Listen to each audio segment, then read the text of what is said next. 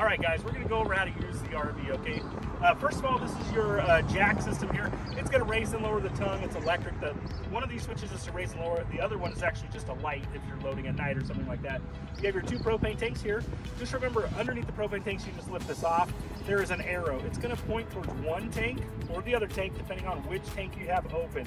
If one tank runs out, you're going to close that tank, switch that arrow pointing towards the other unit, the other propane tank. You're not supposed to ever just point it straight up. It's not going to pull from both. You want to make sure it's pointing towards the tank that you've opened and you're using, okay? You don't need to really worry about it, but if you ever needed to, the battery is located right behind these propane tanks, okay?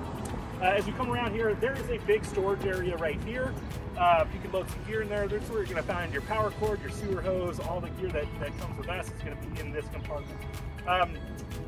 On this unit, it's really nice. It has electric stabilizing jacks, okay? These are not levelers, though. There's a button right here. It's going to activate the jack system. The jacks will then come down and touch the ground. You just want them to touch the ground. It doesn't level the unit or anything like that. It just makes it more stable for when you're walking inside and sending the slide out, okay? Now just remember, when they come down, they don't always come down together like this. One may come down, touch the ground, and then the other one will begin to come down, okay? So if you look under there and only one's down, you haven't gone long enough. You need to make sure the other one comes down and touches the ground as well, okay? And then another thing, when you're done, you want to make sure you raise these guys up out of the way before you drive away. They are really expensive. They're about $900 to $1,000 per front or back. So if you leave them down and you drive away and you forget to lift them up, it's going to be really expensive for you. So just make sure you just raise those up and out of the way. You can double check them before you drive away that they're completely up out of the way, okay? As we come around, there's a large awning here. You guys can totally use the awning. It's electric. There's a button inside, super easy. But just remember, these are not meant for inclement weather. If it's raining, stormy, windy, make sure you close this. We recommend you do not even use this unless you're sitting underneath it. You don't want to go for a hike or get on a boat or something like that and come back an hour later and this whole thing's ripped off. They're really expensive. They're about $1,900 to replace, and usually the insurance isn't going to cover that because you probably left it out during the storm, you've neglected it, you're going to have to pay for that. So make sure if you're not using this, go ahead and close it, all right? We're going to get into the step system on how to get in and out of the RV. First of all, there is a little rail here. You lift up, twist it to the side.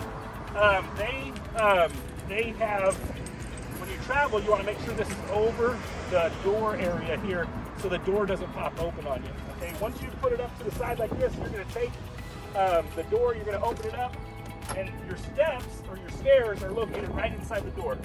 One big thing, make sure this door is completely all the way open. Now, just as a side note, right behind this door is the arm for the awning. Make sure this door is not completely open when you're using the awning, but make sure it's completely open when you're doing the steps, okay? So there is a blue tab right here. You're going to pull on it. It's going to kind of unlock that. There's a handle here. You're going to slide it down. Before I do that for you, I want to show you these legs are adjustable, okay? There's a little push pin right here. You can actually push these in, raise and lower these to the right height when you're on the ground. That way, if you're on uneven ground, you can make sure that the solid steps are solidly planted on the ground, even if one leg is a little longer than the other. Also, you want to make sure that when you do that, this is completely covering and flush with the doorway. I'm going to show you right here on the side. See how there's a little gap in this area here? You don't want any gap. You want that completely flushed down. If there's too much of a gap there, you go to close this door and it's going to jam up. Say this was up high like this. You're not even going to be able to close the door, and you'll probably bend or damage the door. So make sure you're double checking this stuff when you're setting up your stairs, okay? And then to close them, once again, make sure this is completely up out of the way. You're going to lift this up, it just swings in. There is a little thing that sticks out right here, so I want to make sure this door is completely open. Then you can go ahead and push it back, and then you're going to pull the lever one more time. It's going to lock it in place like that, and you're good to go, okay? You're going to shut the door, and all that, and like I said, when you're traveling, just make sure this covers that, all right? Pretty simple stuff, but you want to know how to use it correctly so you don't damage it. You have a couple electrical outlets here. Just remember, no major appliances or electrical outlets are going to work unless you're plugged in at a park or running a generator, okay?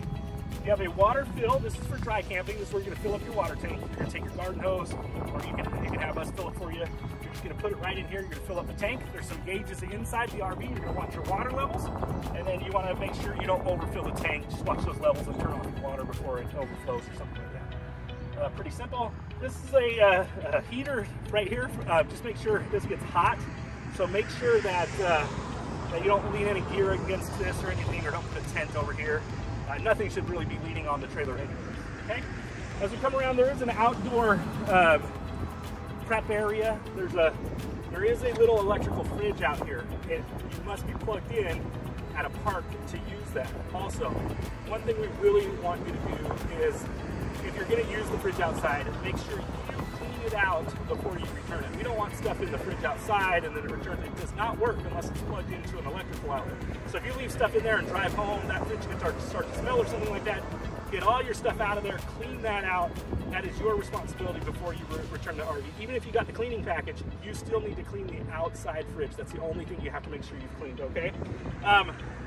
There is also a little sink out here, which is kind of nice. And then here's your other electrical stabilizer. You just push the button, it comes down like we talked about. Hopefully you don't ever need it, but there is a spare tire located here.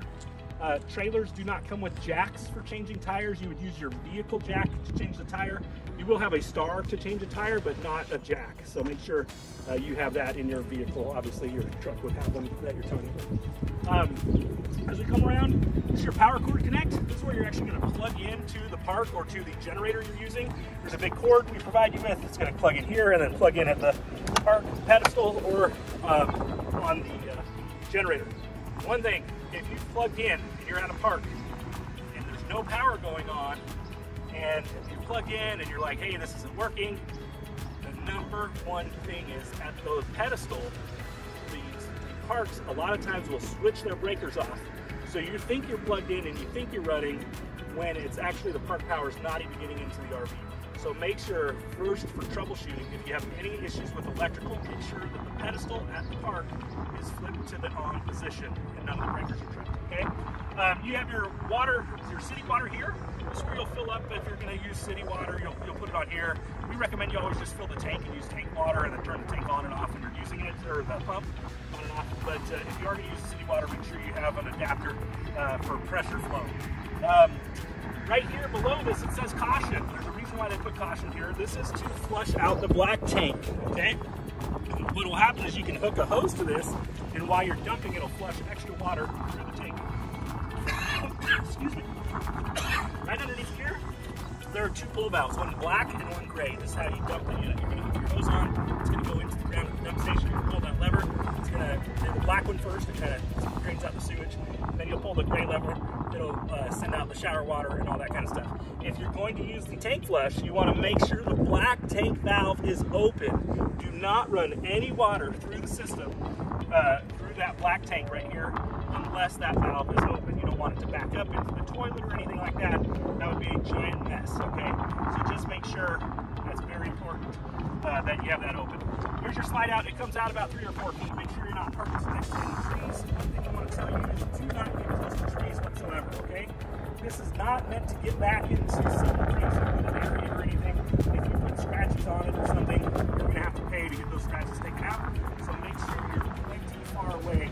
We recommend 15 feet on each side of the RV at all times with space in any camping areas. You don't want something to come over and grab something off the roof or break something. So just make sure you take care of that. In the front here, there's going to be another water tank heater. Just make sure you don't leave anything. This gets hot. It says hot right there. And then this is just a pass through to the other side of the storage. Okay. So let's go on inside. We're going to show you how to use that stuff. Come on in.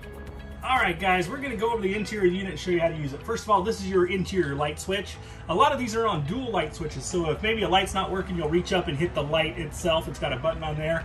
Down here is going to be your slide out control, your awning control, and then your awning light control. Just remember, anytime you are operating the slide out, make sure there's nothing in its way on the inside of the RV or on the outside, and nobody should be sitting or any weight should be inside the slide out area when you're operating the slide out. You don't want it to slide in. If somebody's on there, it could gouge the floor, and that is super expensive. So just make sure you take caution, make sure everything's out of the way, no ice chests or anything when you're operating those kind of things, okay? The slide out or the awning. So we talked about the awning. Make sure anytime it's windy, rainy, keep that closed, okay? There is a very nice TV here. Just remember that anytime you're using major appliances or outlets, you need the generator on and running to use. So the TV just won't work by itself. You have to be running a generator or plugged in at a park. We're gonna head into the master bedroom area. This thing is awesome. This is a king size bed, which is really cool. And then at the end of each of these, on the nightstand areas are some plugs and outlets for running, for charging your cell phone or something like that. You can also close these doors off. Make sure anytime you're traveling, you latch these completely shut. If you do not, these doors will become dislodged or disconnected, and it takes a little bit of work to put them back and to get them into place. So just make sure you keep those latched at all times when traveling. We recommend you latch them when you get somewhere if you're not going to be closing this off, and then once you're done, make sure you lock them down again, okay? All right, so we're going to come in here. There's a nice couch area. This also turns into a bed. It's just a jackknife. You're just going to lift up and push it down, and this just makes it a little sleeping area. A small adult would probably be fine. Kids would probably be fine, but a large adult probably not going to be able to sleep very comfortably here. But this also converts into a bed area. So all you would do is collapse this table down. There are two little rails right here on each side. You're going to drop the table and set it on those rails. And then you're going to take the back cushions and put it on top of the tabletop. So the part of the table actually makes the bed. And then you'll make it a good sleeping area, okay? You have a microwave, you have a stovetop, and an oven here. Anytime you're gonna use the fridge, you need to purge the propane line. And to do that, you need to use the actual stovetop to do that. So you'll open up your propane tank out there, come on inside. This is not a glass cooktop, so you're gonna lift this up, and now it becomes the backsplash area, okay? So you're gonna take a lighter, you're gonna light these burners. This is just to purge the tank so you can use the fridge, okay? You're gonna light these burners, you're gonna let them run about 30 to 60 seconds, okay? Once that's run, go ahead and turn this off and you're good to go, okay? Then what you would do to start the fridge, you're gonna come in here, you're gonna open up this door. There are two buttons. There's an on-off and a gas auto switch, okay? If you're dry camping, you're gonna run it on gas. To do that, the gas button is gonna be in the out position, okay? What you're gonna do is you're gonna, after you purge those propane lines, you're gonna go ahead and make sure that's out. You're gonna hit the on button, okay? We recommend you open up this door and you're gonna listen. You should hear a clicking sound. It'll go click, click, click, click, click, like a burner, okay? You listen in here, you'll hear that, and then you know that the fridge has lit and it's going. We recommend you go one step further and turn it off one more time, okay? Wait about 30 to 60 seconds, then go ahead and turn it back on and listen again. Now, it should take maybe 1 or 2 clicks to light the fridge. It'll go click right away. That way you know you've got all that air out of the propane line and you're good to go. That's the best way to do it. Also, inside the fridge itself, underneath here, there is a temperature control slider valve, okay? Make sure, say the fridge is, the freezer's cold and the fridge has stopped being cold during your trip or something like that. You want to make sure this hasn't fallen down. Say you go down a washboard road, that could rattle loose and fall down or come down a little bit. So make sure you check that. These fridges take 6 to 8 hours to get cold before they're ready to use. So make sure you keep that in mind. How they work is they're gonna freeze this freezer box first, okay? Fridge won't even start to get cold. Nothing will even happen inside the fridge until this is completely frozen. All the cold air for the fridge comes from the freezer. So this is gonna freeze, then it'll begin to get the fridge cold. To speed that process up, you can throw a bag of ice in the freezer. It's gonna maybe shave off an hour of that time. But if this is not frozen, this will not be cold. So, and if this is frozen and this is not cold, check your slider, okay? Perfect. Also, one other note we wanna go over are these door handles. To access the door, you're gonna push it out and pull it open and it kind of locks. What you don't wanna do is really yank on that. We've had people break these off.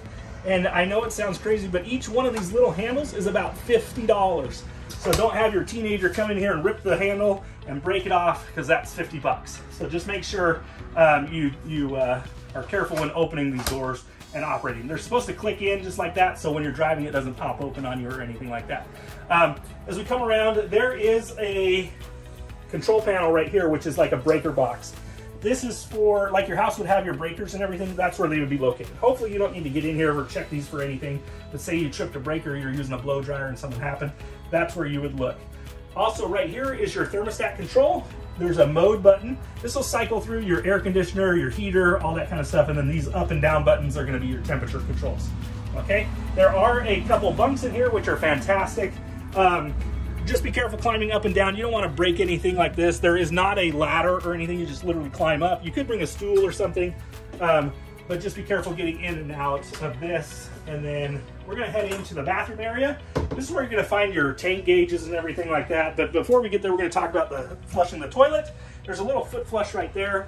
You just push it down and it's going to flush the toilet. Just remember to keep that down for about 5 to 10 seconds to make sure you get enough water in the system, because you don't want to have toilet paper get stuck in there and clog the tanks or anything.